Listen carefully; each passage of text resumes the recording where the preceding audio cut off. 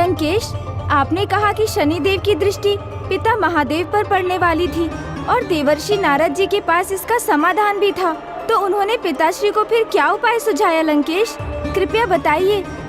शनिदेव कल सूर्योदय होने पे यहाँ पे आने वाले हैं, तो क्यों ना आप एक उपाय करें। शनिदेव अपनी दृष्टि आप पे डालने यहाँ आए, उससे पूर्व ही आप यदि कैलाश छोड़कर कहीं और चले जाएं, तो जब शनिदेव यहाँ आएंगे तो आपको यहाँ पे नहीं पाएंगे,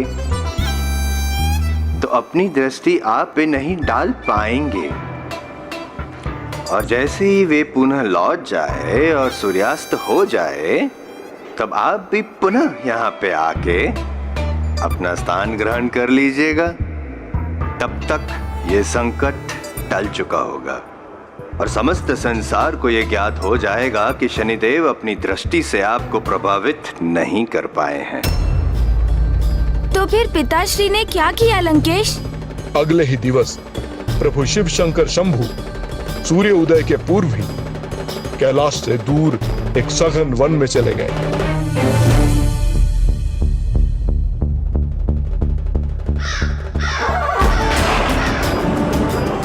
स्वर आगे उस मार्ग पर काक स्थित है। मुझे दूसरी दिशा से जाना चाहिए। काक तो शनिदेव का सर्वाधिक प्रिय है, उनसे भी दूर रहना उचित होगा।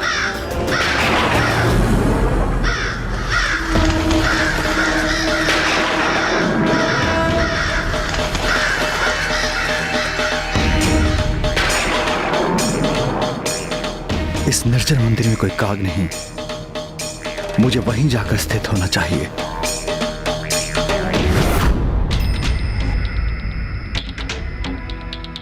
यही स्थान उचित होगा।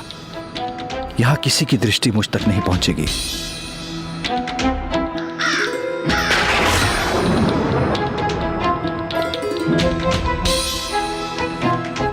कदाचित ये काग शनिदेव को सूचित कर रहे होंगे कि मैं कहां हूं।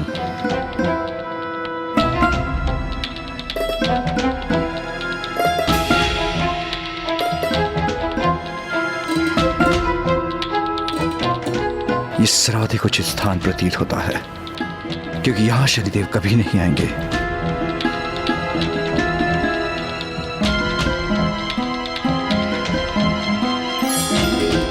यहां मैं निश्चिंत होकर ध्यान कर सकता हूं।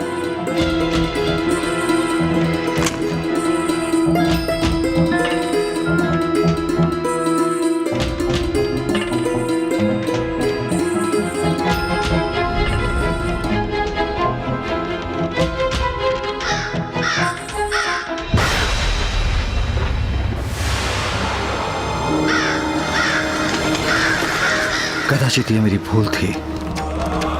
ये निर्जन मंदिर तो मेरा ही स्थान है, अर्थात मैं यहीं स्थित होऊंगा। इसका अनुमान लगाना अत्यंत सरल है, इसलिए शनिदेव मुझ तक बड़ी सहजता से पहुंच सकते हैं। मुझे किसी अन्य स्थान को ढूंढना होगा, क्योंकि सूर्योदय होने में कुछ ही समय शेष है। मुझे यह कार्य शीघ्र करना होगा।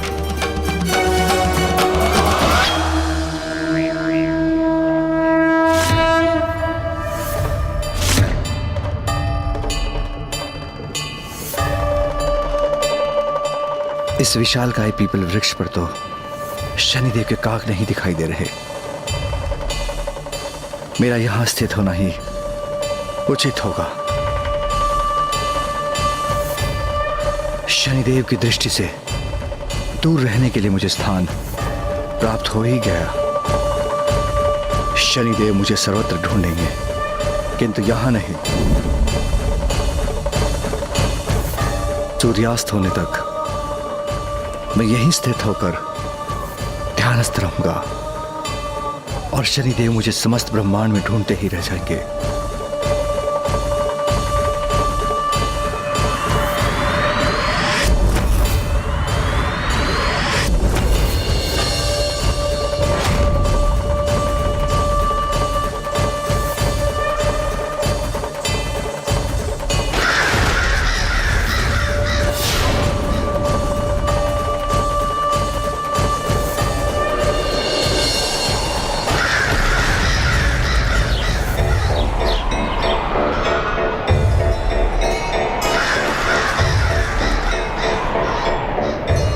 नाक स्वर कहां से आ रहा है?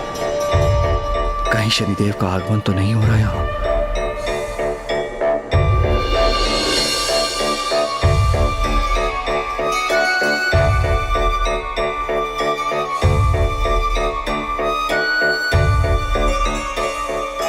नहीं, यहां तो कोई नहीं। ना शनिदेव हैं और ना ही उनके काक।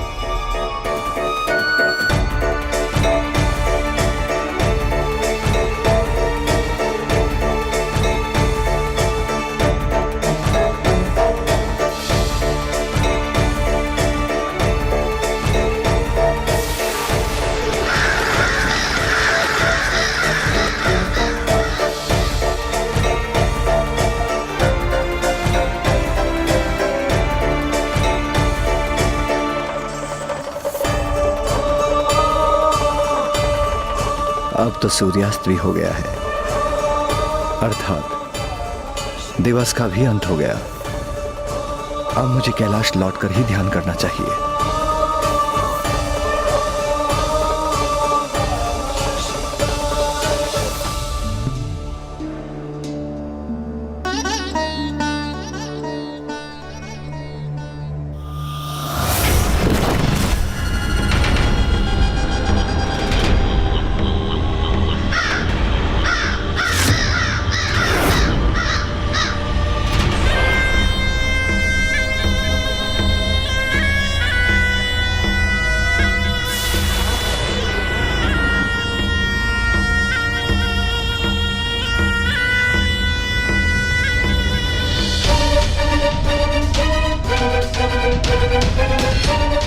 प्रणाम महादेव। तो अंततः आप मुझे ढूंढने में सफल हो ही गए शनिदेव, किंतु अब तो दिवस बीत चुका है। मैं आपकी दृष्टि से सुरक्षित हो गया। हे देवाधिदेव महादेव, तनिक विचार करिए प्रभु कि यदि जगत पिता स्वयं अपना संपूर्ण दिवस एक वृक्ष के कोटर में छिपकर व्यतीत करने को विवश हो जाए, तो ये मेरी दृष्टि का प्रभाव ही तो है।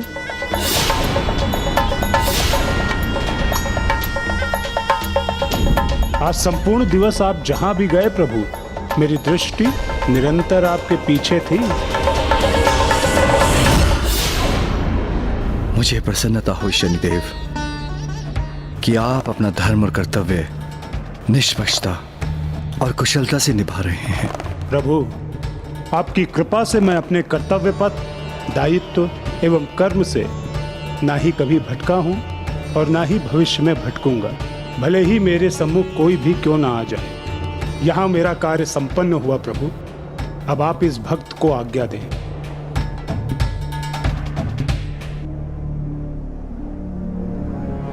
कल्याण हो, कल्याण हो, कल्याण हो, कल्याण हो, कल्याण हो, कल्याण हो।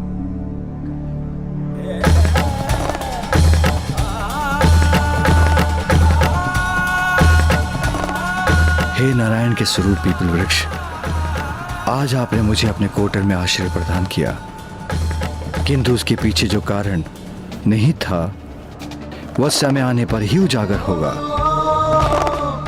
मैं आपको वरदान देता हूं, उचित समय पर शनि दृष्टि पर नियंत्रण प्राप्त करने में आपका प्रमुख योगदान होगा।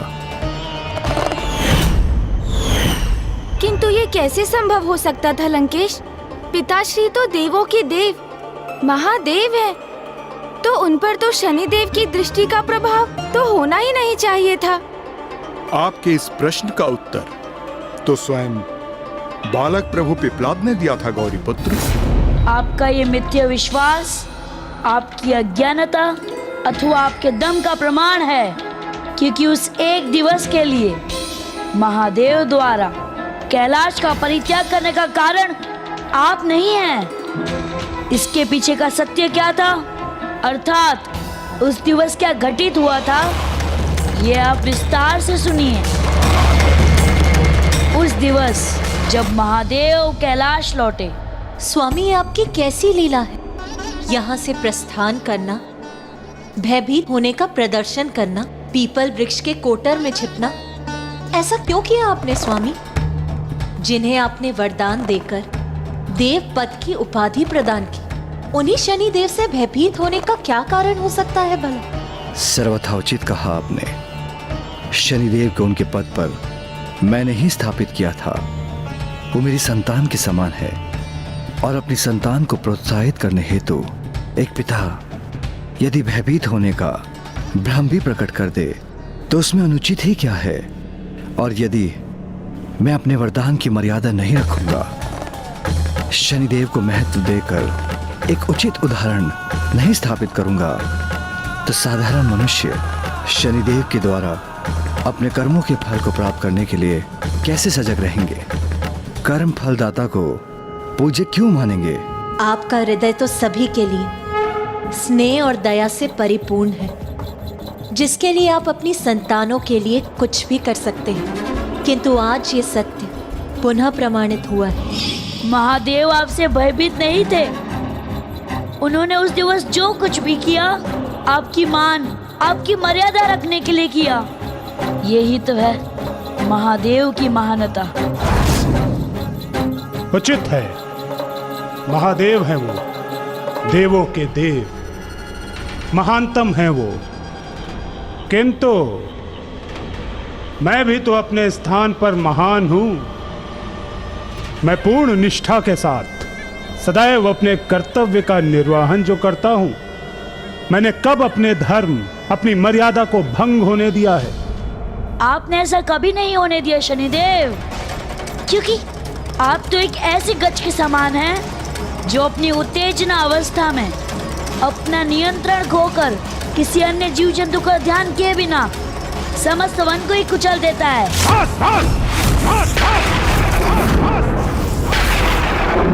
बहुत हो गया बालक, अब तुम्हारे लिए उचित यही होगा कि शीघ्र तुम यहाँ से चले जाओ,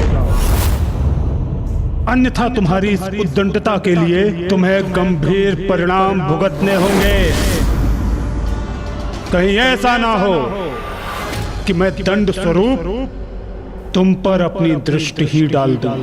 मेरे प्रति आपने जो अन्याय किया है उसका दंड दिए बिना मैं यहाँ से कहीं नहीं जाऊंगा।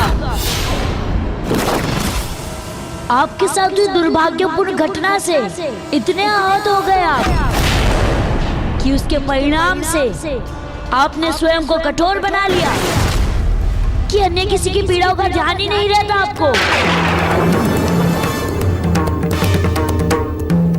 आपको सीमाओं में बांधना अनिवार्य हो गया है शनिदेव।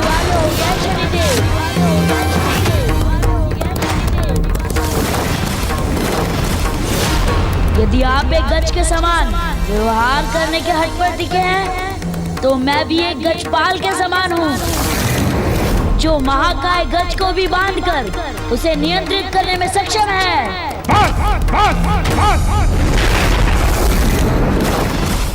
अब तुम्हारे मुख से एक भी शब्द नहीं सुनूंगा मैं।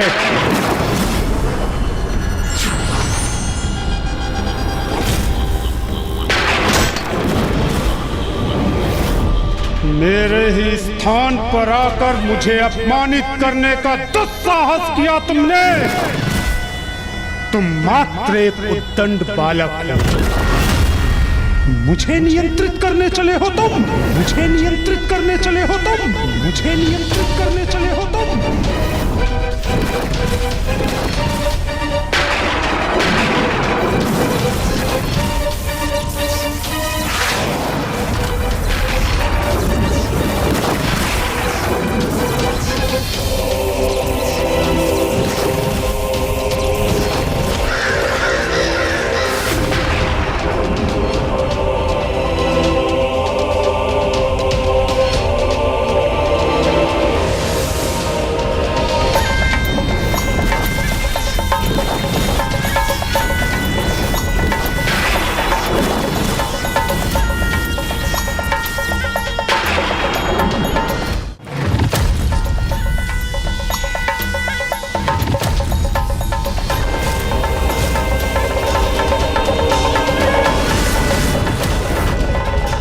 स्वामी, ये कैसा अनर्थ होने जा रहा है वहाँ? क्या परिणाम होगा इस परिस्थिति का?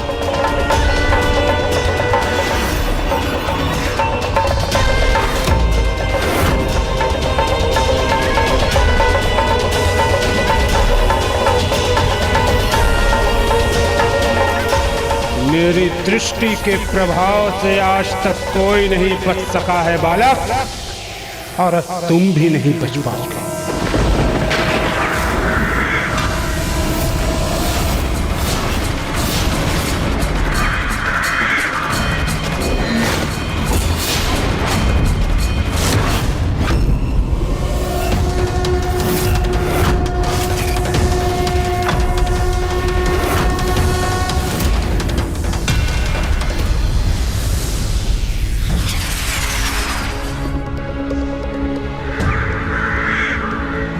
अन्य ग्रहों के अधिपति तुम्हें मुझ तक पहुंचने से पूर्व ही रोक लें, इसके अनेकों प्रयास किए मैंने।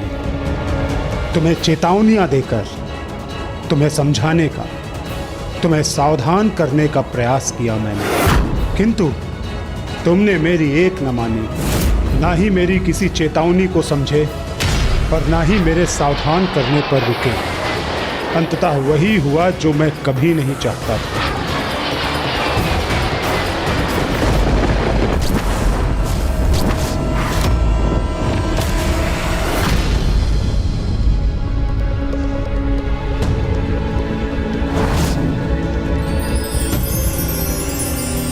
ये बालक क्या कर रहा है?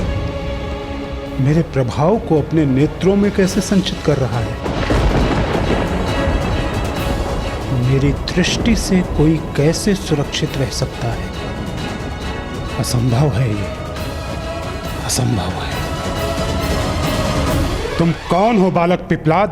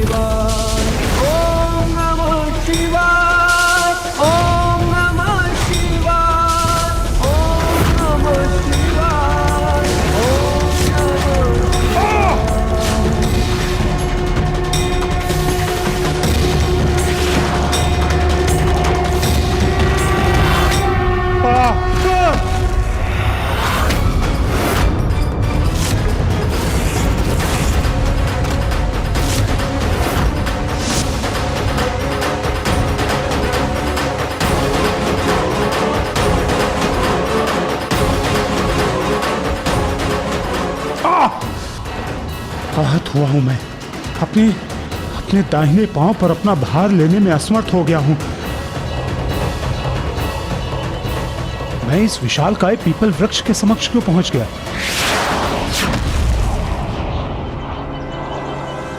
मैं कौन हूँ ये ज्ञात करना चाहते थे ना आप?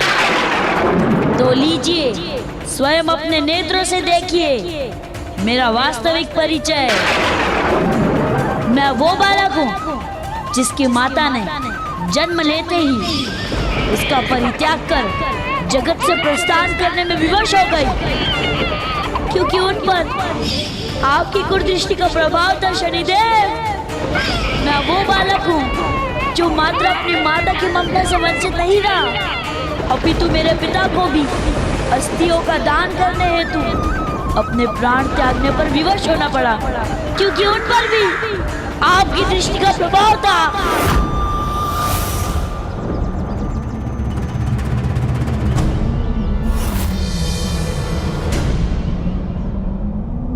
तो तुम क्या ऋषि दधीचि के पुत्र हो?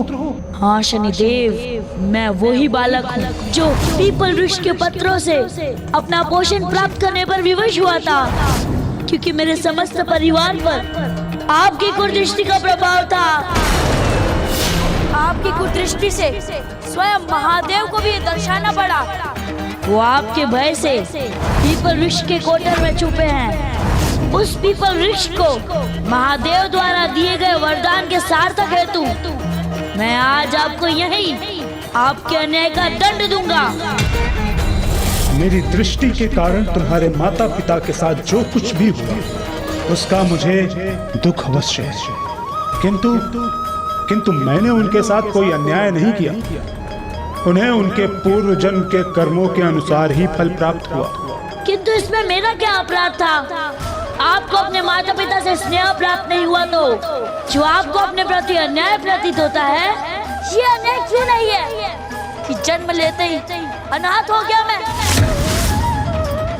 और एक अनाथ के ही भांति बड़ा हुआ। मेरे साथ जो हुआ उसे आप मेरे माता पिता के कर्मों का फल कैसे दे सकते हैं? किंतु इसमें मेरा दोष क्या है? मैं तो महादेव द्वारा दिए गए दायित्व की पूर्ति कर रहा हूँ। कर्म फलदाता हूँ मैं, तो कर्मों का फल ही प्रदान कर सकता हूँ। बुरे कर्मों के अनुसार उनके फल के रूप में आप बिना कुछ सोच विचारे जिन पर भी अपनी कुदृष्टि डालते हैं, वो स्वयं ही पीड़ित नहीं होता है, अपितु उसका संपूर्ण जीवन छिन्न भिन्न हो जाता है। उसके साथ उसका परिवार नष्ट हो जाता है, उनका भी अस्तित्व मिट जाता है और इस कारण वो अपने अच्छे कर्मों को भी भोगने में असमर्थ हो जाते हैं। क्या आपने कभी सत्य पर ध्यान दिया है शनिदेव? आपके नेत्र खुलते हैं तो मात्र और मात्र दृष्टि डालने के लिए, किसी के अच्छे कर्मों को देखने के लिए क्यों नहीं खुलते आपके नेत्र? आपने मेरे पिता ऋषि दधीचि पर उनके पूर्व जन्म के कर्मों के अनुसार उन पर अपनी दृष्टि का बोझ तो डाल दिया, किंतु उन पुण्य कर्मों का फल कहाँ दिया जिनके कारण आज ये सृष्टि सुरक्षित है? आपने मेरी माता के पूर्व जन्म के बुरे कर्मों के अनुसार उनके भाग्य को नियत किया और उन पर भी दृष्टि डाल दी, किंतु एक क्षण के लिए यह नहीं सोचा आपने कि उस महान स्त्री ने अपने स्वामी को जगत कल्याण हेतु अपना प्राण दान देने की अनुमति दे दी। हमारा ब्रह्मांड संकट में है, अर्थात हमारा परिवार संकट में है देवी, और इस महासंकट से हमारे संसार को मेरी अस्थियां ही मुक्त कर सकती हैं।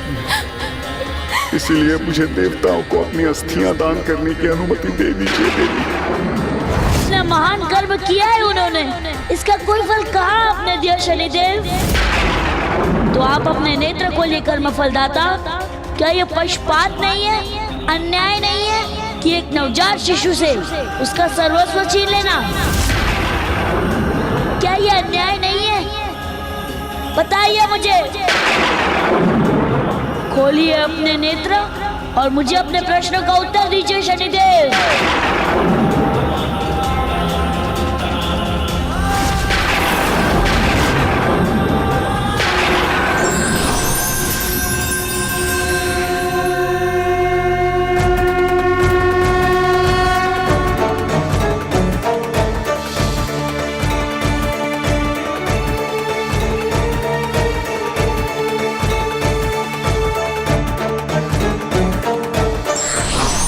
प्रभु, प्रभु, मुझे क्षमा कर दीजिए प्रभु, मुझे क्षमा कर दीजिए। आपको पहचानने में मैंने बहुत विलंब कर दिया प्रभु, बहुत विलंब कर दिया। प्रभु अपने इस भक्त पर कृपा कर पूर्ण स्वरूप के दर्शन दीजिए प्रभु, कृपा कीजिए प्रभु, कृपा कीजिए। अपने पूर्ण स्वरूप के दर्शन दीजिए प्रभु, दर्शन दीजिए। कृपा करिए प्रभु, मुझ पर कृपा करिए।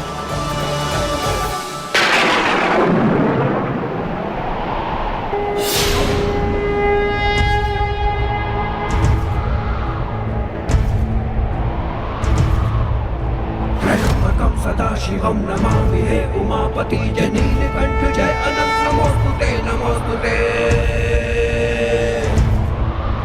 ओ भोलेनाथ भक्तों के हो कष्ट से निवारते, ये सृष्टि सारी संकटों से शिव ही है उबारते। कठोर दंड से शनि के विष्णु त्रस्त जब हुआ, दधीच पुत्र बन प्रभु ने पृथ्वी के जन्म लिया। पीपल के वृक्ष के तले ही आपका पालन हुआ है, रूप पिप्पलाद का तभी से आपको मिला। ओम नमः शिवाय, ओम नमः शिवाय, ओम नमः शिवाय,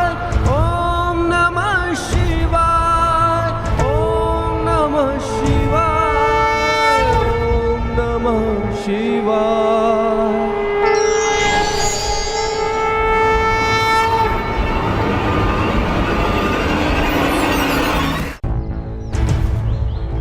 त्र्यंबकं सदाशिवं नमामि हे उमापति जय नीलकंठ जय अनंत नमोस्तुते नमोस्तुते। ओम नमः शिवाय ओम नमः शिवाय ओम नमः शिवाय ओम नमः शिवाय ओम नमः शिवाय। कठोर दंड से शनि के विष्णु त्रस्त जब हुआ तदीच पुत्र बन प्रभु ने पृथ्वी पे जन्म लिया। पीपल के वृक्ष के तले ही आपका पालन हुआ है। रूप पिपलाद का तभी से आपको मिला। ओम नमः शिवाय ओम नमः शिवाय ओम नमः शिवाय ओम नमः शिवाय ओम नमः शिवाय ओम नमः शिवाय। लीजिए प्रभु, अपना अस्त्र पुनः धारण कीजिए और मैं जिस दंड के योग्य हूँ मुझे वो दंड दीजिए प्रभु, मुझे वो दंड दीजिए। चंद्रशेखर चंद्रशेखर चंद्रशेखर रक्ष मां चंद्रशेखर चंद्रशेखर चंद्रशेखर पाहि मां। मुझे दंडित कीजिए प्रभु, मुझे दंडित कीजिए। आप प्रभु मुझे जो भी दंड देंगे सहर्ष स्वीकार होगा। इसका तो यही एकमात्र दंड है शनिदेव कि आपको अपनी दृष्टि पर नियंत्रण रखना होगा, क्योंकि मनुष्य के बुरे कर्मों के दंड के साथ आपको उसके अच्छे कर्मों का सुख भोगने का अवसर भी प्रदान करना होगा। और जो मनुष्य वर्तमान जीवन में सत्कर्म की ओर प्रेरित हो, उनके पूर्व के पापों को घटने की संभावना भी होनी चाहिए। व्यक्ति को प्रताड़ित करने के लिए नहीं, अपितु उसकी भूल को सुधारने के लिए होना चाहिए। इसलिए मैं आज से आपके प्रभाव पर नियंत्रण रखने के लिए 6 प्रमुख अवस्थाएं निर्धारित करता हूं, जिनमें प्रथम अवस्था यह है कि आज से व्यक्ति की शिशु अवस्था में आपकी दृष्टि उसे प्रभावित नहीं कर सकेगी। द्वितीय अवस्था आपके 7.5 अर्थात आपकी ग्रह दशा का योग मनुष्य के जीवन में 7.5 वर्षों तक ही उसे प्रभावित करेगा। तृतीय अवस्था 7.5 की ग्रह दशा मनुष्य के जीवन में 30 वर्षों में एक ही बार उसे प्रभावित कर सकेगी। चतुर्थ अवस्था 7.5 का ये योग क्रमशः 3 चरणों में प्रकट होगा। लोह जो अत्यंत कठिन होगा, ताम्र जिसका प्रभाव मध्यम स्तर का होगा, और स्वर्ण जो सुख में फल देकर जाएगा। पंचम एवं अत्यंत महत्वपूर्ण अवस्था यह है, मनुष्य की कुंडली में आपकी महादशा मात्र 18 वर्षों के लिए ही हो सकेगी, और इस महादशा में आप मनुष्य के कर्मों के अनुसार उसे फल प्रदान करेंगे।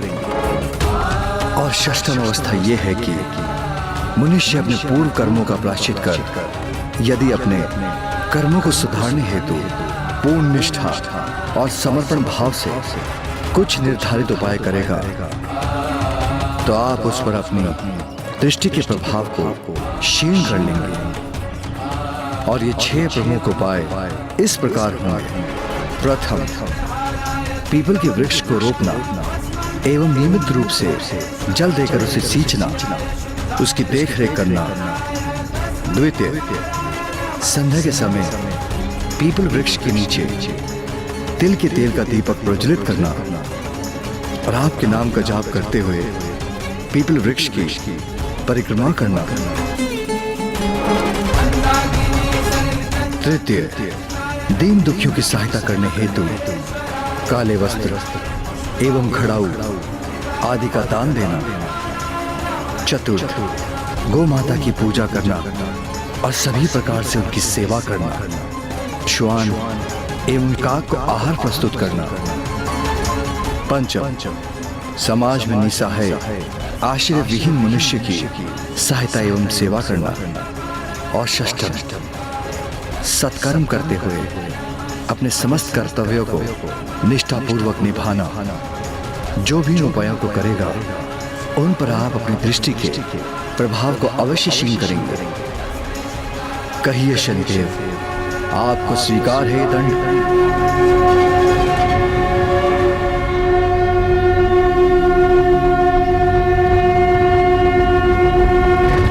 कर्म वो नहीं होते जो व्यक्ति की जानकारी में होते हैं। कई बार व्यक्ति से जाने अनजाने में भी कर्म होते हैं, व्यक्ति को उसका भी फल अवश्य मिलता है। इस संबंध में मैं आपको ऋषि करमदास की कथा सुनाता हूँ। कर्पूरगौरं करुणावतारं संसार सारं भुजगेन्द्रहारं सदा वसन्तं हृदयारविन्दे भवं भवामी सहितं नमामि। ऋषिवर, यजामहे सुगंधिं पुष्टिवर्धनम् प्रभु प्रभु, प्रणाम प्रभु। मैं आपके दर्शन पाकर कृतार्थ हुआ प्रभु, कृतार्थ हुआ। ऋषिवर, मैं आपकी तपस्या से प्रसन्न हुआ। कहिए, क्या वरदान चाहते हैं आप? मैं आपसे क्या वरदान मांगू प्रभु? मुझे तो आप पर अटल आस्था है और मेरा ये विश्वास है कि मेरे कर्मों के अनुसार मुझे सुफल प्राप्त होगा। इसीलिए प्रभु, मेरी 12 वर्षों की इन कठोर तपस्या के फलस्वरूप आप मेरे पूर्व के बुरे कर्म मिटाने का वरदान दीजिए, जिससे मैं पुनः आपकी तपस्या में लीन होकर सत्कर्म करने में सक्षम बन सकूं। ऋषिवर, आप मुझसे जो वरदान मांग रहे हैं उस पर पुनः विचार कर लीजिए, क्योंकि मनुष्य के कर्मों के फल का निर्धारण मेरी इच्छा अनुसार हो, यही उचित है। प्रभु, मैं अपने कर्मों के आधार पर स्वयं को आपके धाम पहुंचाने के योग्य बनाना चाहता हूं। इसीलिए मेरी तपस्या के फल स्वरूप आप मेरे पूर्व के बुरे कर्म नष्ट करने का वरदान दीजिए, और फिर यदि कुछ कर्म शेष भी रह गए तो मैं पुनः आपकी तपस्या करूंगा। और इस प्रकार मैं जब तक अपने समस्त बुरे कर्म मिटाकर आपकी शरण में रहने का अधिकार प्राप्त नहीं कर लेता, तब तक मैं इसी प्रकार, इसी विचार पर दृढ़ रहकर अपने कर्म अर्थात अपनी तपस्या में टिका रहूंगा। ऋषिवर, इसका परिणाम विपरीत भी हो सकता है। मैं कुछ समझा नहीं प्रभु। आप तो मुझसे अपने बुरे कर्मों को मिटाने का वरदान पाने पर ही अडिग हैं, जिससे आप पुनः मेरी तपस्या कर मेरे निकट पहुंच सके। किंतु यदि मैं आपके पूर्व के बुरे कर्मों को मिटा भी दूं, तो इस तपस्या की अवधि में आपने इस पर्वत को अपनी तपोशक्ति का भार सहने पर विवश कर इसे अपार कष्ट दिया है। इसलिए आपकी इस तपस्या की अवधि में आपसे हुए बुरे कर्म के फल को भोगने हेतु आपको इस पर्वत को 12 वर्षों तक अपने शीश पर धारण करना होगा। जो आज्ञा प्रभु। तो देखा आपने शनिदेव, व्यक्ति का कर्म फल वो व्यक्ति के कर्म फल ही हैं जो उसे मिले वरदान को श्राप एवं श्राप को वरदान बना सकते हैं। किसी को दंड या फल देते समय आपको इस सत्य का भी सदा स्मरण रखना चाहिए। मैं समझ गया प्रभु, ये आपका दंड नहीं अपितु ये तो वरदान है मेरे लिए। आपके द्वारा मुझे नियंत्रित किए जाने के फलस्वरूप अब मुझसे कभी किसी प्राणी के लिए अन्याय नहीं होगा। आपके ऐसे वरदान रूपी दंड के लिए मैं आपको शत शत नमन करता हूं प्रभु, शत शत नमन करता हूं। और प्रभु, मैं वचन भी देता हूं कि जो भी भक्त धर्म पथ पर अग्रसर रहते हुए आपकी उपासना करेंगे, आपके नाम का जाप करेंगे, मैं उन्हें अपनी दृष्टि के प्रभाव से मुक्त रखने का हर संभव प्रयास करूंगा। प्रभु, स्वामी की जिस दृष्टि को आपने अभी नियंत्रित किया, उसे मैंने ही श्रापित कर अनिष्टकारी बना दिया था। इसलिए आपसे मेरी विनती है कि कृपा कर मेरे श्राप को भी नियंत्रित कर दीजिए और मुझे मेरी भूल सुधारने का एक अवसर प्रदान कीजिए। ओम नमः शिवाय, ओम नमः शिवाय, ओम नमः शिवाय, ओम नमः शिवाय, ओम नमः शिवाय, ओम नमः शिवाय। मैं घोषणा करता हूँ कि आज से शनिदेव की सामान्य दृष्टि किसी को अहित नहीं करेगी। जब आपकी वक्र दृष्टि किसी पर लक्षित होगी तभी उसका अनिष्ट होगा। इसलिए शनिदेव देवी, आज से आप दोनों एक दूसरे के साथ निश्चिंत होकर सुखमय जीवन व्यतीत कर सकेंगे। जय नाथ निहाल।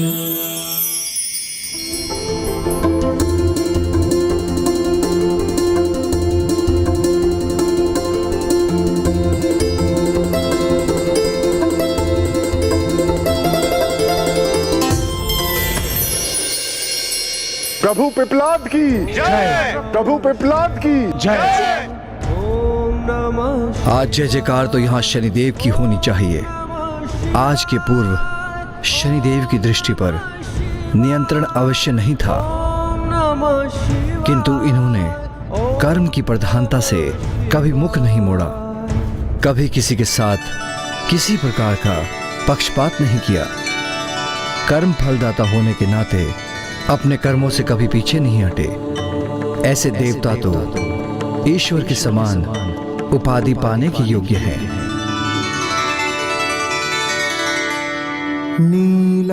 और आज से आपको शनिदेव ही नहीं अपितु शनीश्वर के नाम से भी जाना जाएगा। और सभी की दृष्टि में आपका स्थान ईश्वर समान होगा।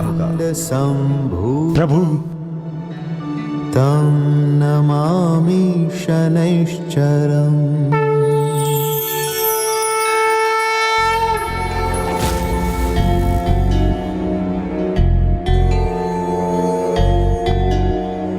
यः पुरा नष्ट राज्याय नलाय प्रददौ किल स्वप्ने तस्मै निजं राज्यं स मे सौरिः प्रसीदतु।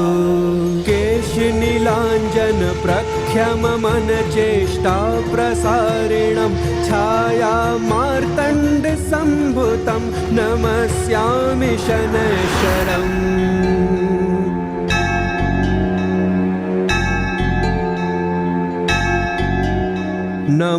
नमोऽर्कपुत्राय शनैश्चराय निहारवर्णां जनमेचकाय श्रुत्वा रहस्यमभवकामदस्य फलप्रदो मे भवे सूर्यपुत्रम्।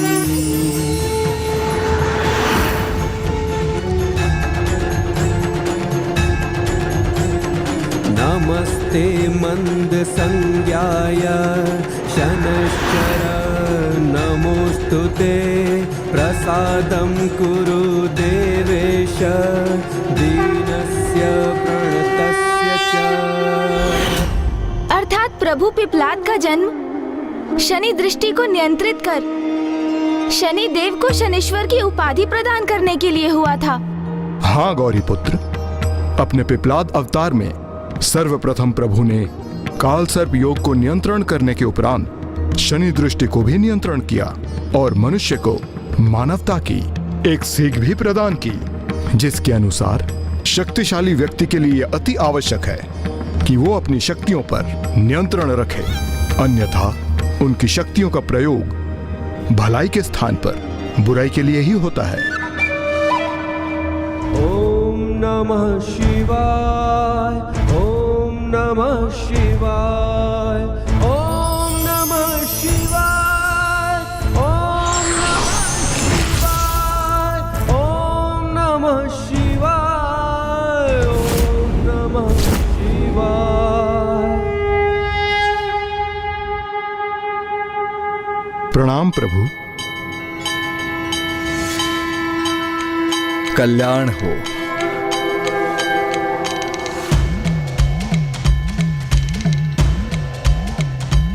लंकेश ने सर्वथा उचित कहा। अपनी शक्ति के सदुपयोग के प्रति सभी को सदैव सजग रहना चाहिए। कभी उस शक्ति पर अहंकार नहीं करना चाहिए, अन्यथा उनसे कोई ऐसी भूल ना हो जाए जिसे सुधारना संभव हो और वो अक्षम भूल व्यक्ति को उसके विनाश की ओर ले जाए। प्रभु के ये सीख यदि लंकेश आत्मसात कर ले तो उनका उद्धार हो जाए। मात्र शक्ति ही नहीं, नियंत्रण तो जीवन के प्रत्येक पक्ष में होना चाहिए, क्योंकि व्यक्ति के क्रोध, जीवा, इच्छाओं पर नियंत्रण ना होने से वो अन्य मनुष्य को कष्ट देता है, उन पर अन्याय करता है जो धर्म के विरुद्ध होता है।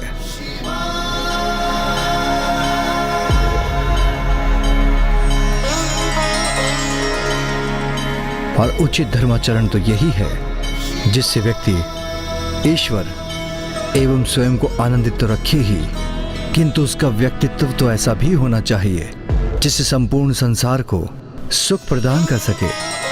इसका ध्यान सभी को सदैव रखना चाहिए।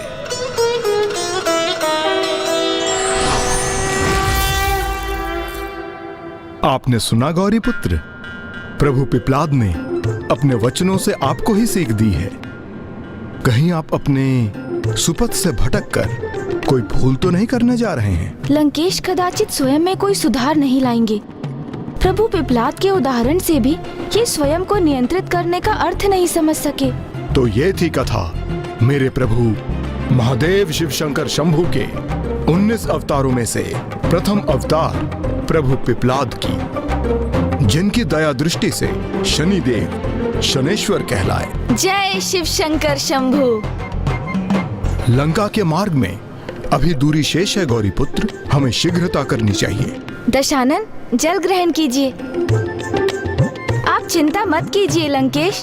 प्रभु महादेव की महिमा का गुणगान करते हुए अर्ध दिवस में हम लंका के लिए आधा मार्ग पूर्ण कर चुके हैं और दिवस के अंत होने तक हम लंका भी अवश्य पहुंच जाएंगे।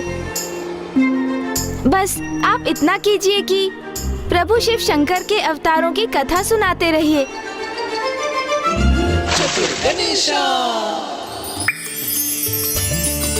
कलश से जल छलका तो कीचड़ उत्पन्न हो गया। कभी कभी किसी को थाम कर रखना नहीं, छोड़ना ही उचित होता है। मुझे वो युक्ति सूझ गई जिससे लंकेश प्रभु के आत्मलिंग को छोड़ने पर विवश हो जाएंगे।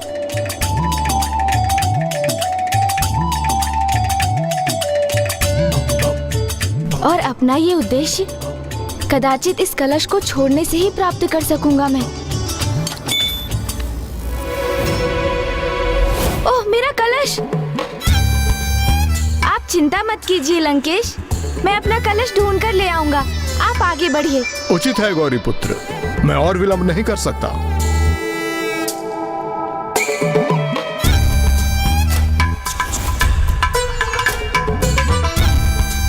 ये रहा मेरा कलश और मेरी युक्ति के अनुसार इससे जल भी प्रवाहित हो रहा है।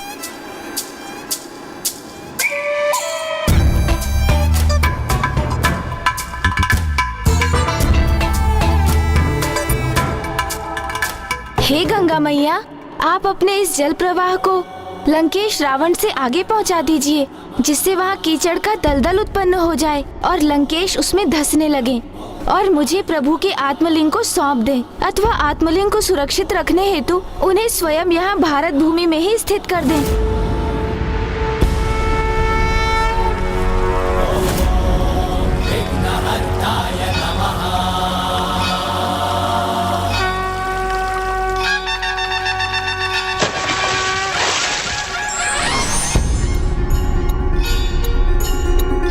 मेरा अनुरोध स्वीकार करने के लिए आपको शत-शत धन्यवाद गंगा मैया।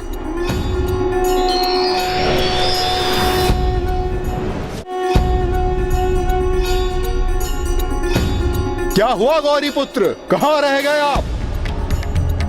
अपना कलश नहीं ढूंढ पा रहे क्या? कलश तो यही है लंकेश, मेरे नेत्रों के समक्ष ही, बस उसे उठाकर लाना ही शेष है। मैं अभी आपके निकट पहुंच जाऊंगा।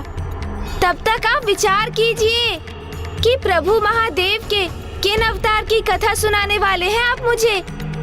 उनके शेष 18 अवतारों में से किसी एक अवतार की कथा का चुनाव करना होगा ना आपको। उचित है गौरी पुत्र।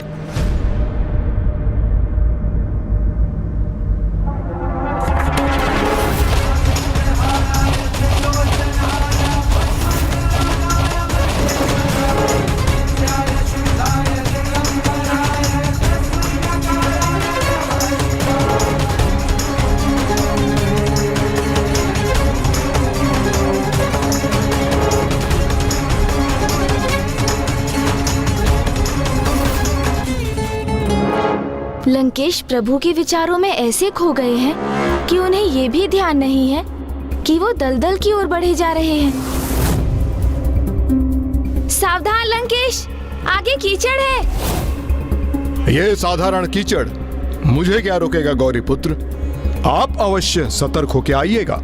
उचित है लंकेश, किंतु आप मुझे ये तो बताइए कि आप प्रभु के किन अवतार की कथा सुनाने वाले हैं। प्रभु शिव शंकर शंभू के प्रत्येक अवतार और उनकी कथा सर्वथा अद्भुत है गौरी पुत्र। इसलिए मैं इसी विचार में उलझा हूँ कि मैं आपको कौन सी कथा सुनाऊं।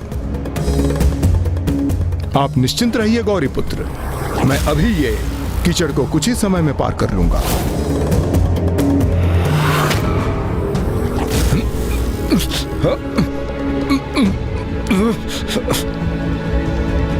आप चिंता ना कीजिए गौरी पुत्र, मैं अपने पौरुष से और अपने बल के आधार पर इस साधारण कीचड़ को सरलता से पार कर लूंगा।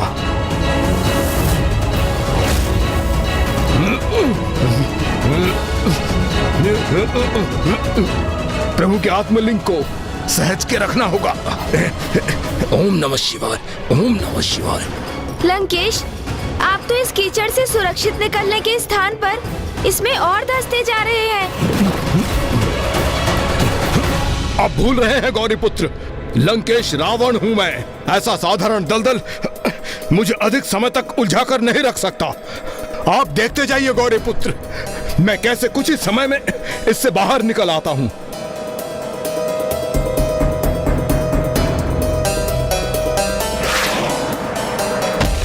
क्या मैं आपकी कुछ सहायता करूं लंकेश? नहीं गौरी पुत्र, मुझे आपकी सहायता की आवश्यकता नहीं है। लंकेश, मेरा एक सुझाव स्वीकार कीजिए। आप प्रभु के आत्मलिंग को मुझे सौंप दीजिए और मेरा हाथ थाम कर आप बाहर आ जाइए। नहीं, मैं आत्मलिंग तो किसी को नहीं दूंगा और मैं स्वयं अपना ध्यान रखने में सक्षम हूँ। हट मत कीजिए लंकेश, प्रभु पिपलाद के उन वचनों का स्मरण कीजिए जब उन्होंने कहा था कि हमें ये सीख भी अवश्य प्राप्त करनी चाहिए कि कब किसे थाम कर रखना और कब उसे छोड़ देना उचित होता है। मुझे भली भांति स्मरण है गौरी पुत्र, किंतु ये अभी छोड़ने का समय नहीं है। मुझे पूर्ण विश्वास है गौरी पुत्र, मैं इस दलदल से अवश्य बाहर निकलूंगा और यदि किसी कारण ऐसा नहीं हुआ तो मैं अपनी अंतिम श्वास तक प्रभु शिव शंकर शंभू के आत्मलिंग को स्वयं से कदापि विलग नहीं करने दूंगा। लंकेश, ये दलदल तो संकटमय प्रतीत हो रहा है, इसलिए मैं पुनः कह रहा हूँ आपसे, आप प्रभु के आत्मलिंग को मुझे सौंप दीजिए और मेरा हाथ थामकर मुझे आपको इस दलदल से बाहर निकालने में सहायता करने दीजिए। अन्यथा आपका ये हट आपको और प्रभु के आत्मलिंग को क्षति पहुँचाने का कारण बनेगा। भले ही मेरे ऊपर कैसा भी संकट आ जाए, मैं कदापि विचलित नहीं होऊंगा गौरी पुत्र। और अब यह आत्मलिंग लंका पहुंचने को उपरांत ही मेरे हाथों से नीचे उतरेगा। जय शिव शंकर शंभू। इस दलदल के कारण असफल होना स्वीकार नहीं है मुझे। मैं प्रभु के आत्मलिंग को लंका पहुंचा कर ही रहूंगा।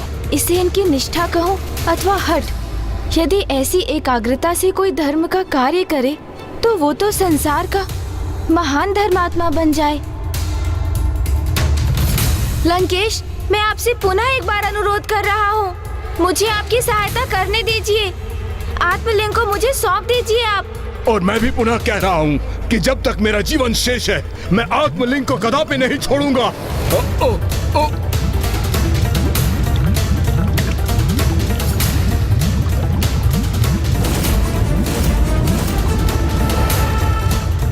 इस अवस्था में तो कहीं लंकेश के प्राण ही संकट में ना आ जाए। इस दलदल के भीतर श्वास लेने में असमर्थ हो रहे हैं।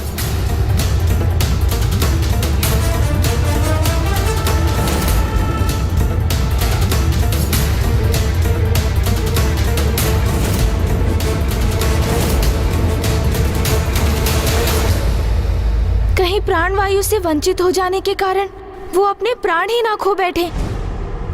अर्थात अब मुझे ही कुछ करना होगा। सून जी, सहायता कीजिए।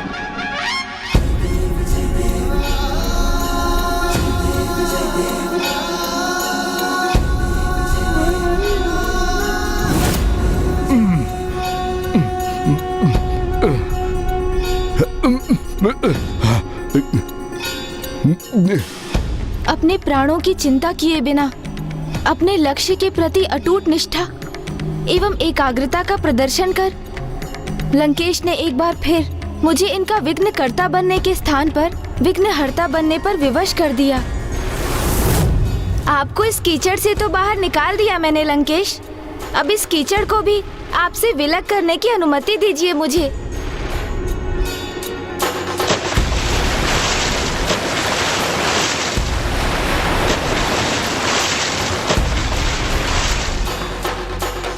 आपको मेरी सहायता करने की आवश्यकता नहीं थी गौरी पुत्र। मैं इस दलदल से स्वयं ही बाहर आ जाता, चाहे मुझे उसके लिए इसमें सदियां ही क्यों ना बितानी पड़ती। मैं तो इस बात से अचंभित हूँ लंकेश कि दलदल में पूर्ण रूप से समाहित होने का संकट उत्पन्न होने पर भी आपने प्रभु के आत्मलिंग को तनिक भी क्षति नहीं पहुँचने दी। उन्हें जिस प्रकार संभाल कर सुरक्षित रखा आपने, उसकी प्रशंसा मैं क्या कहकर करूं कि ये आपकी अपार निष्ठा थी, आपका हठ था अथवा आपकी भक्ति की एकाग्रता। भक्ति में एकाग्र रहने का सर्वोच्च महत्व है गौरी पुत्र, और मेरी भक्ति की एकाग्रता तो उससे भी अधिक है, जिन्हें भक्ति का प्रतीक माना जाता है। इसलिए मेरी भक्ति अतुलनीय है। किंतु आप मुझे ये तो बताइए कि आप पिताश्री के किस भक्त का उल्लेख कर रहे हैं? और किसका? स्वयं प्रभु महादेव शिव शंकर शंभू के अवतार, उनके सहायक नंदी जी का। ओह, नंदेश्वर जी।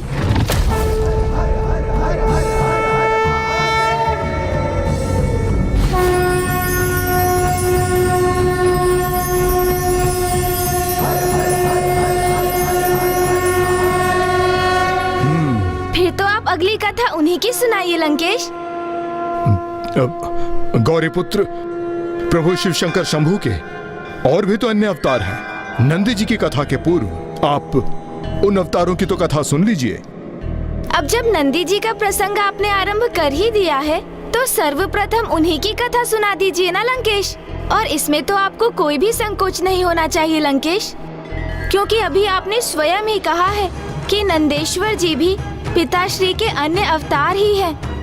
विचित्र बात है गौरी पुत्र, जिस प्रकार आप नंदी की कथा सुनने के लिए आतुर हो रहे हैं, उसी प्रकार एक समय में मेरे प्रभु महादेव शिव शंकर शंभू अपने इस अवतार के लिए आतुर हो रहे थे। अच्छा, किंतु क्यों हुआ था ऐसा लंकेश?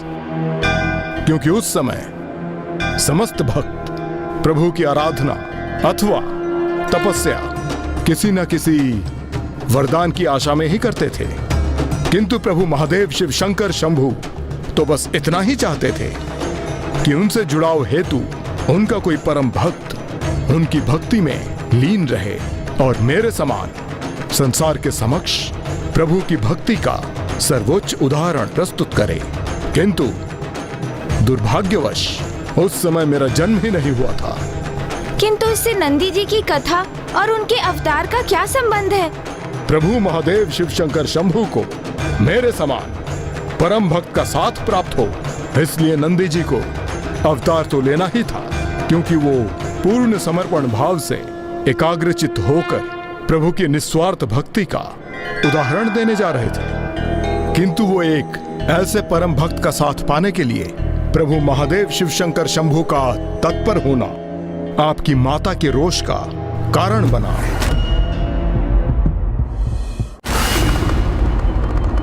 स्वामी, आज इन पुष्पों को देखकर ऐसा नहीं प्रतीत हो रहा जैसे ये पुष्प अपने पूर्णता उल्लास में प्रकट हुए हैं। साधारण।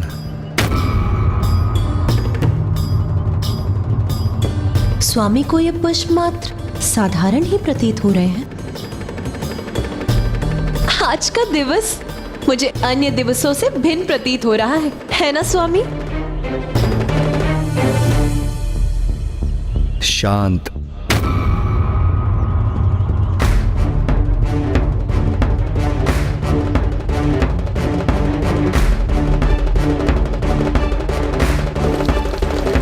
अच्छा स्वामी, आप मुझे ये तो बताइए, मैं आपको मंदार एवं जूही में से किन पुष्पों की माला समर्पित करूं? श्रद्धालु।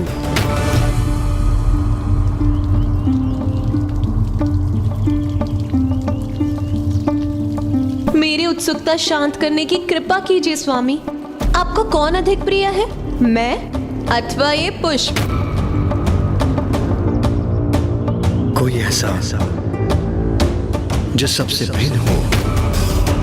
भिन्न हो? संपूर्ण जगत में सबसे विशेष। मैं आपसे प्रश्न कुछ और पूछ रही हूँ और आप उत्तर कुछ और दे रहे हैं स्वामी। स्वामी, आप मुझे ये तो बताइए कि आपको क्या हुआ है, किस विचार में डूबे हैं आप? साधारण, शांत, श्रद्धालु, भिन्न, क्या अर्थ है इनका? मुझे ज्ञात नहीं कि मैं कैसे कहूँ, कैसे समझाऊं आपको मैं किसके विचित्र विचारों में लीन हूँ। आपके मन में जो भी है आप मुझे नहीं तो किसे बताएंगे स्वामी? इसीलिए आपके मन में जो भी विचार है मुझे बताने की कृपा कीजिए। मुझे ज्ञात नहीं कि मैं आपको अपना अनुभव कैसे समझाऊं। ये सत्य है कि आप मेरी अर्धांगिनी हैं, मेरे साथ हैं, किंतु कुछ समय से मुझे अपना जीवन एकाकी प्रतीत हो रहा है।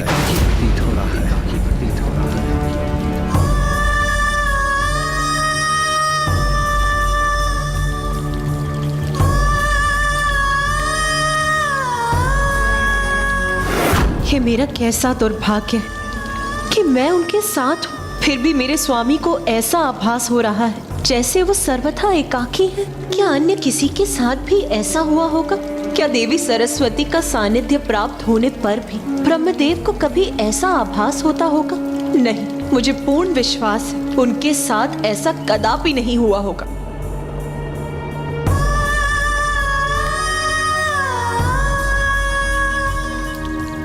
क्या देवी लक्ष्मी के उनके साथ होने पर भी क्या भ्राता श्री हरि नारायण को कभी ऐसे एकाकीपन का अनुभव हुआ होगा?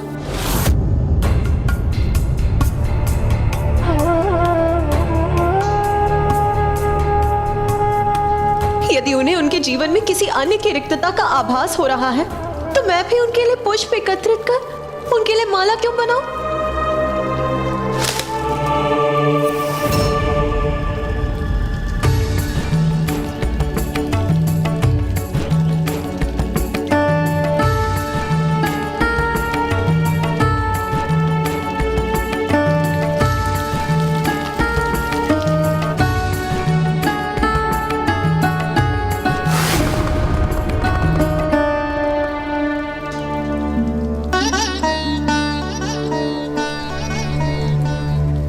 मेरे यहाँ होते हुए भी यदि स्वामी को ऐसा प्रतीत हो रहा है कि वो यहाँ एकाकी है, जैसे मैं उनके लिए अदृश्य हो गई हूँ, तो फिर ठीक है, मैं भी उनसे अपने नेत्र फेर कर उनकी ओर देखूंगी भी नहीं।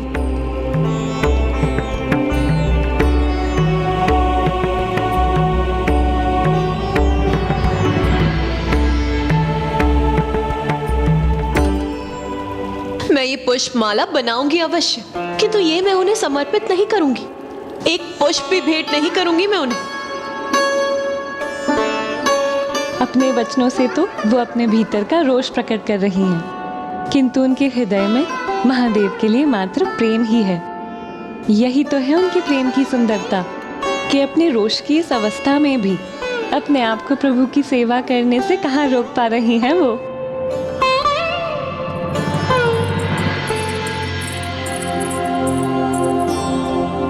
स्वामी के प्रति अपने समस्त कर्तव्यों का निर्वाह करती हूँ मैं, फिर भी स्वामी को एकाकी प्रतीत हो रहा है। अपने जीवन में किसी अन्य की आवश्यकता का आभास हो रहा है। उचित है फिर, आज से मैं स्वामी के भोजन की तनिक भी चिंता नहीं करूंगी।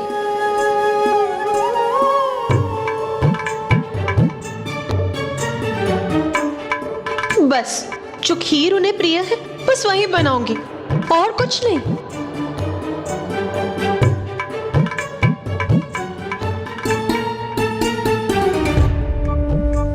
उनके कारण अपना एक भी अश्रु नहीं छलकने दूंगी मैं। प्रतीत होता है स्वामी कि प्रभु महादेव एवं देवी पार्वती के मध्य अकारण ही कोई मतभेद उत्पन्न हो गया है। कदाचित देवी पार्वती महादेव को समझने में कोई भूल कर रही हैं, इसलिए इतनी दुखी हैं। इसलिए मुझे उनके निकट जाकर उन्हें समझाना चाहिए, क्योंकि देवी पार्वती तो जगत जननी है। इसलिए यदि वो दुखी हो गई तो उनके दुख से प्रभावित होके उनके साथ समस्त सृष्टि भी जैसे मुरझा जाएगी। आपको कौन अधिक प्रिय है, मैं अथवा ये पुष्प? कोई ऐसा जो सबसे भिन्न हो।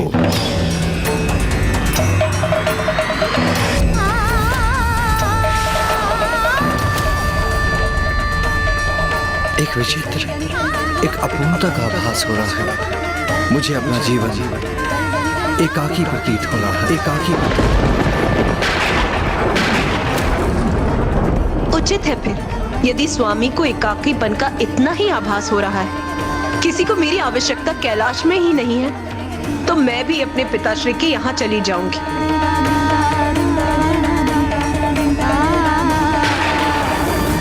देवी पार्वती जब प्रथम बार कैलाश से इसी प्रकार गई थी तो इसका अत्यंत ही भयावह परिणाम सबके समक्ष प्रस्तुत हो गया था।